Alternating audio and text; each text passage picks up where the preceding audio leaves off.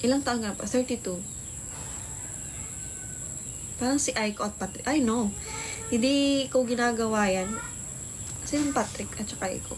I hate cheaters. Never ako nag-issue about cheating.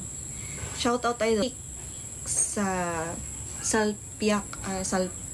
Picao. Sorry.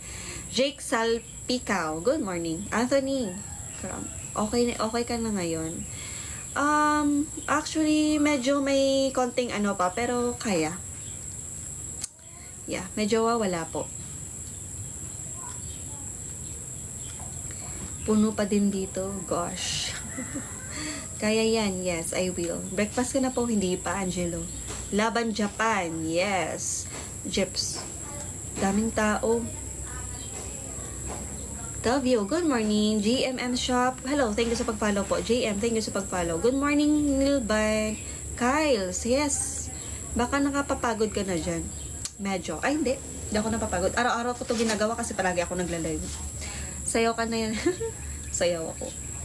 Diba? Pag hindi ka talaga sapat sa isang tao, kahit ano pa gagawin mo, iiwan ka rin. So, lesson learned. Yung tungtong, okay ka na ba? Ang tumbline ng mata mo.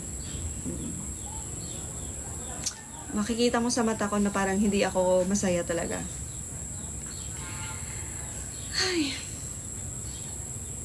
Yeah. Puyat. Hindi naman. Aray ko, ang aga-aga ng hugot. Yes, never give up.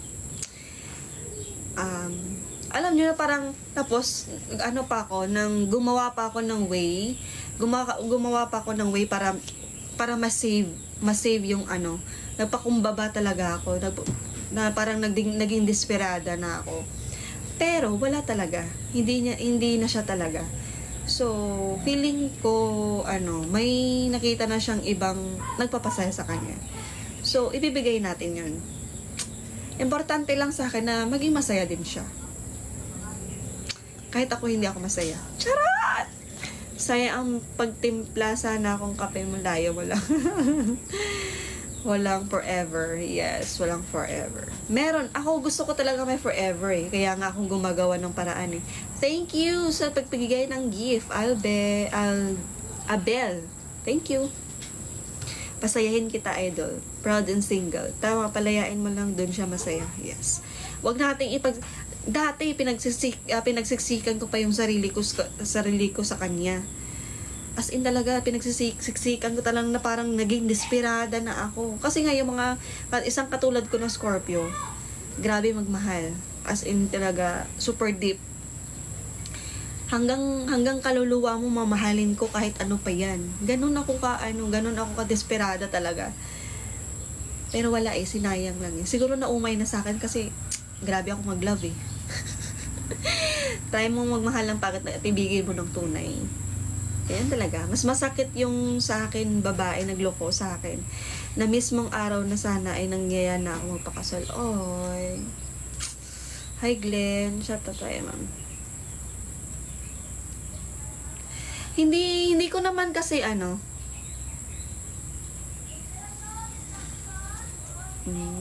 talaga.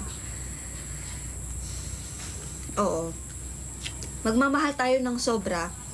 At the end, ikaw pa rin yung olats. Kasi binigay mo lahat eh. Kaya hanggang ngayon, 10 years na, pero single pa din ako. Oo naman, hindi kasi madali yung nangyari din sa'yo eh. Pero ito pag may nawala sa'yo, pag sila na yung umalis sa buhay mo, magpasalamat ka na lang. Kasi sila na mismo nung nag-adjust. Sila na mismo nung lumayo sa'yo para hindi ka na masaktan talaga. Oo, masakit nung una. Pero ma-realize mo na, siguro tinanggal ni Lord to sa akin kasi hindi ko naman deserve. Yes. Tapos, sa buhay natin kasi, every person kasi, iba-iba yung personality ng tao. Hindi ka kaparehas talaga yan. May iba talaga na parang, si iba to. Ganito kasi siya ganyan. So, yung sa part ko, bakit nangyari naman nang iniwan ako. Siguro, may nakita siya sa akin na hindi kagandahan na ugali. Na hindi ko naman sinasadya. Ganun ako siguro. Kaya iniwan niya lang ako na